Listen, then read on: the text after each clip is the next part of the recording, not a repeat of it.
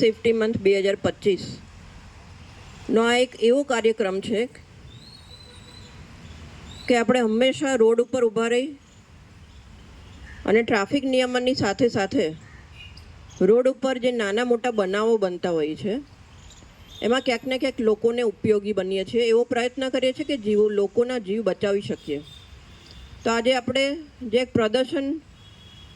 કે જેમાં અકસ્માત થવાના કારણો શું છે અને અકસ્માતના કેટલા ગંભીર પરિણામો આવતા હોય છે એવું આપણે લોકો માટે આ પ્રદર્શન એક ખુલ્લું મૂકીએ છીએ. એ માટે સૌપ્રથમ તો ભાવનગરથી શ્રી અજયસિંહ જાડેજા આવ્યા છે કે જેમને ઘણા બધા એવોર્ડ્સ એ રોડ સેફટી માટે કામ કરવા માટે મળેલા છે. એમને સૌપ્રથમ તો અભિનંદન પાઠવીશ કે દર વર્ષે આપણી સાથે ટ્રાફિકના જે અવેરનેસ મંથ હોય છે એ સંદર્ભે જોડાય છે અને લોકોને ક્યાંક ને ક્યાંક અકસ્માત શું છે, એના કારણો કયા છે અને એની કેટલી ગંભીરતા હોય છે એ બાબતે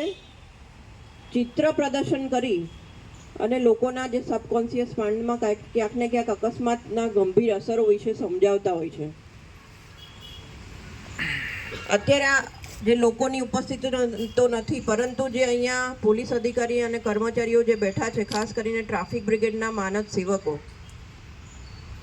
તો અમે અધિકારી કક્ષાએથી ઘણી બધી વાર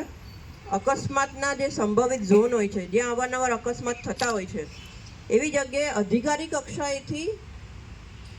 એનું એક એનાલિસિસ કરી, પૃથ્થકરણ કરી, એના કારણો શોધી અને આપણી પાસે જેટલા પણ સંસાધનો ટ્રાફિક શાખામાં ઉપલબ્ધ છે, એટલે કે સ્પીડ ગન, ઇન્ટરસેપ્ટર અને સીસીટીવી કેમેરા, તો એના માધ્યમથી ક્યાંક ને ક્યાંક લોકોના જીવ એ અપ્રત્યક્ષ રીતે બચાવતા આવ્યા છીએ. પણ આ એનાલિસિસની સાથે સાથે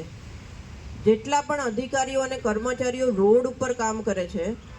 એમને કદાચ અમારા કરતાં વધારે ખબર છે કે કઈ કઈ જગ્યાએ અકસ્માત થાય છે અથવા તો એ અકસ્માત થવાના કારણો શું છે. તો હું ઈચ્છું છું કે આજે જ્યારે આ સમગ્ર મંથ એ રોડ સેફટી મંથ તરીકે ઉજવાઈ રહ્યો છે, તો ફક્ત એની ઉજવણી એ 1 મહિના પૂરતી ના રહી અને રોડ ઉપર કામ કરવાવાળા જે કર્મચારી છે, ટ્રાફિક બ્રિગેડના જે માનદ સેવકો છે, એ જ્યારે રોડ ઉપર કામ કરે ત્યારે કોઈ અકસ્માત થતો હોય તો સૌપ્રથમ તો આપણી ફરજમાં આવે છે કે એવા જે વાહન અકસ્માતમાં જે ભોગ બનનાર વ્યક્તિઓ છે એની સૌપ્રથમ તો મદદ કરે, જે મોટાભાગે ટ્રાફિક બ્રિગેડના માનદ સેવકો અથવા તો કર્મચારીઓ કરતા પણ હોય છે. અને આવો જ્યારે જીવ બચાવવાનો કોઈ મહત્ત્વની એ કામગીરી કરે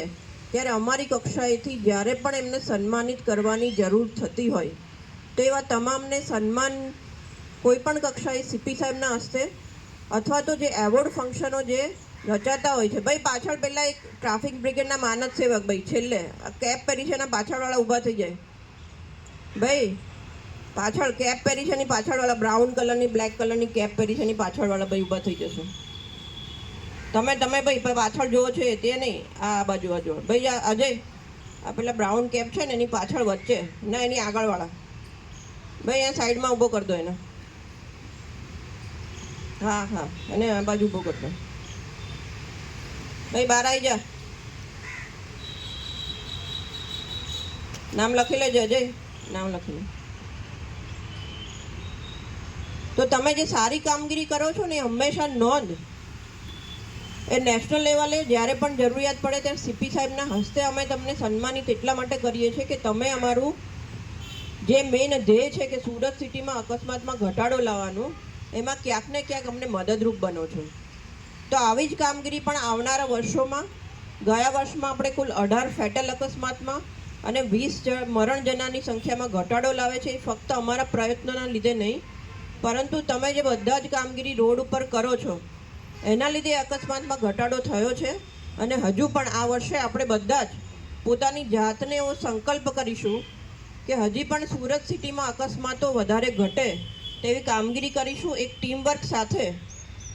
તમામ એવા પ્રયત્નો કરીશું. આપણો સૌપ્રથમ ધ્યેય છે કે સુરત સિટીમાં અકસ્માતમાં ઘટાડો લાવવાનો. તો આ ઘટાડો એ વધુમાં વધુ હજી આપણે કરી શકીએ અને સાથે સાથે રોડ ઉપર જ્યાં પણ ટ્રાફિક નિયમનની ફરજ બજાવે છે ત્યાં જ્યારે પણ જરૂરિયાત હોય તો સીપીઆરની ટ્રેનિંગ તમને આપવામાં આવે છે. અને ગયા વર્ષમાં લગભગ 2 થી 3 કેસો એવા બનેલા કે જેમાં ટ્રાફિક શાખાના કર્મચારીઓએ સીપીઆરની ટ્રેનિંગ આપી, જે એમને ટ્રેનિંગ આપી છે તેનો ઉપયોગ કરીને રોડ ઉપર જ્યારે જરૂર